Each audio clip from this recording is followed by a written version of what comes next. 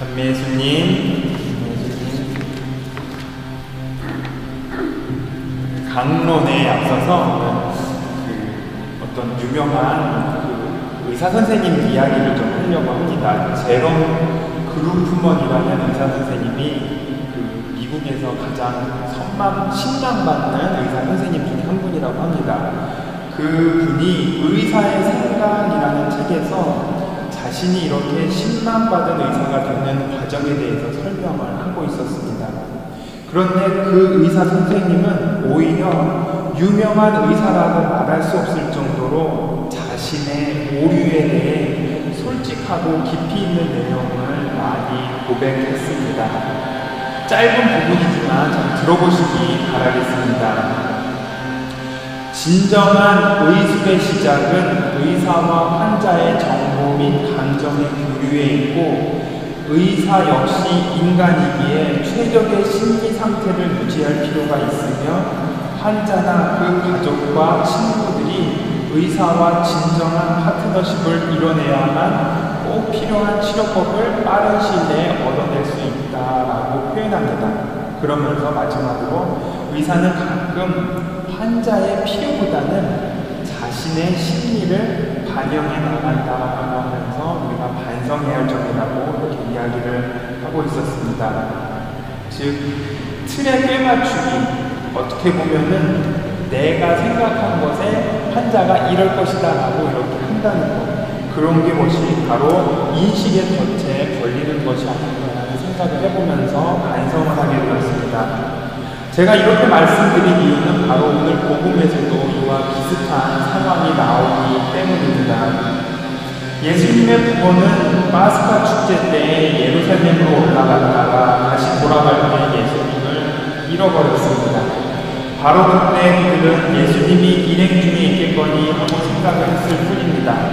그런데 찾아보았을 때 찾아내지 못하자 그들은 원점부터 다시 생각했습니다. 그리고 다시 예루살렘으로 돌아갔습니다.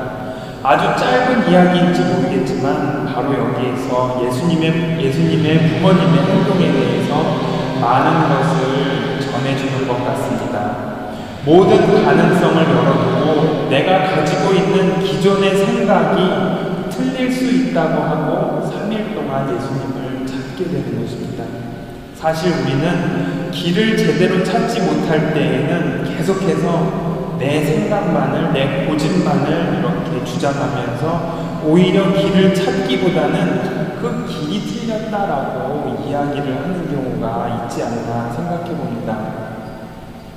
문제는 바로 내 자신일 수도 있는데 내 자신이 바뀌려는 노력은 하지 않고 오히려 주변이 틀렸다고, 길이 틀렸다고 말하는 경우가 종종 많이 있었던 것 같습니다. 정작 우리에게 중요한 것은 내가 틀릴 수도 있다라는 과정을 보고 겸허하게 내 삶을 돌아보고 반성해야 하는데 그렇게 하지 못하는 우리 자신을 보게 됩니다. 앞에서 이야기한 그 의사 선생님은 그렇게 유명한 의사 선생님이셨지만 항상 자신의 판단과 결정이 완벽할 수 없다고 하시면서 겸손하게 환자의 이야기 하나하나에 귀를 기울이고 계셨던 것입니다. 이제 우리도 그러한 삶이 필요하지 않을까 생각해 봅니다. 그러면서 다시금 오늘 또 성모신신 기사라서 성모님의 삶을 생각해 봅니다. 우리는 성모님의 삶으로 또 티 없이 깨끗하다라는 의미로 완벽함을 좀 생각하게 됩니다. 그런데 티 없이 깨끗한 게 무엇일까라고 했을 때 처음부터 깨끗하고 그 안에 죄를 짓지 않는 게 티 없이 깨끗한 것일까라고 생각을 해보지만 그것은 깨끗한 게 아니었던 것 같습니다.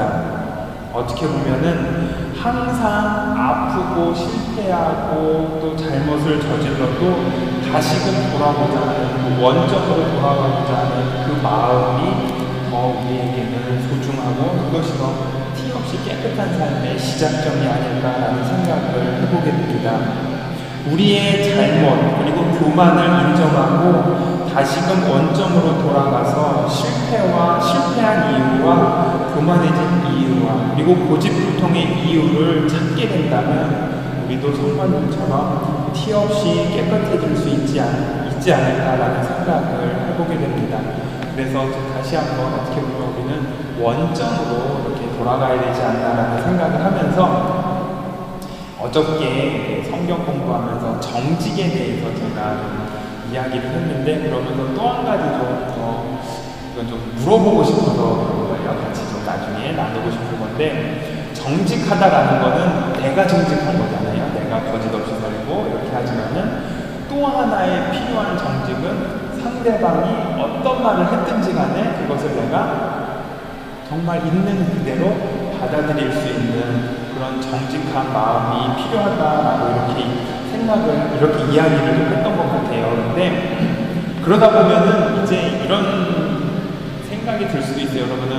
그러면은 나만 바보가 되는 게 아닌가라는, 상대방이 이럴 때는 이렇게 얘기하고 또 저럴 때는 다르게 얘기하고 또 행동도 다르게 하고 그걸 다 있는 그대로 받아들인다면은 나는 어떻게 보면 바보가 되는 게 아닐까라는 생각을 해보게 됩니다.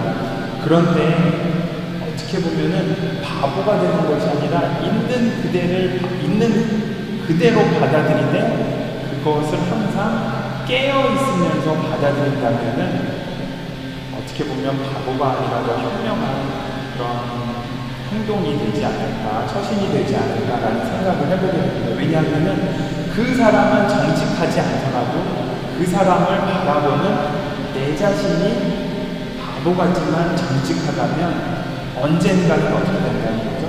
그 사람도 나를 바라볼 때 정직하게 바라볼 수 있지 않을까라는 좀 기대를 해보게 됩니다. 제가 이런 말씀을 드린 거는 제가 정말로 존경하는 분들, 또 나주교님을 뵀을 때 나주교님은 어떤 말을 해도 다 받아들이세요.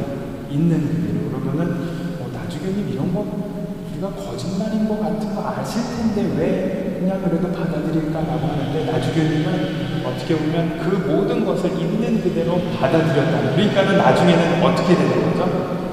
저 자신 스스로도 정말로 나주교님한테는 정직하게 말씀드려야 되겠다라는 그런 좀 자세를 가지게 되는 것 같아요. 그래서 어떻게 보면 정직이라는 거는 내가 다른 사람한테 정직하게 표현하는 것도 있지만은 다른 사람이 거짓말이나 아니면 거짓된 행동이나 말을 했더라도 그것을 내가 온전히 깨어있으면서 정직하게 받아들인다면 그것도 또한 우리에게 필요한 덕목이었고, 그리고 나서 세월이 지나서 언젠가는 모르겠지만은 그 사람도 정직하게 될 수 있다는 가능성을 우리가 주는 것이 아닐까라는 생각을 해보게 됩니다. 그래서 다시 한번 정직, 그것이 바로 깨끗한 삶이고 티 없이 깨끗한 삶, 그리고 또 원점으로 돌아가는 삶이 아닐까라는 생각을 해보게 됩니다. 우리는 살아가면서 나만 정직하면 된다라고 생각한 것이 아니라 다른 사람들이 나에게 거짓말을 하든 나에게 어떤 것을 하든 그 사람의 말을 있는 그대로, 비록 거짓말일지라도 내가 정직하게 받아들일 수 있는 용기도 바로 정직이다라고 생각하는 오늘 시간이 됐으면 좋겠습니다. 그리고 마지막으로 영신부님 어머니 위해서도 기도 부탁드리겠습니다. 잠시 묵상하겠습니다.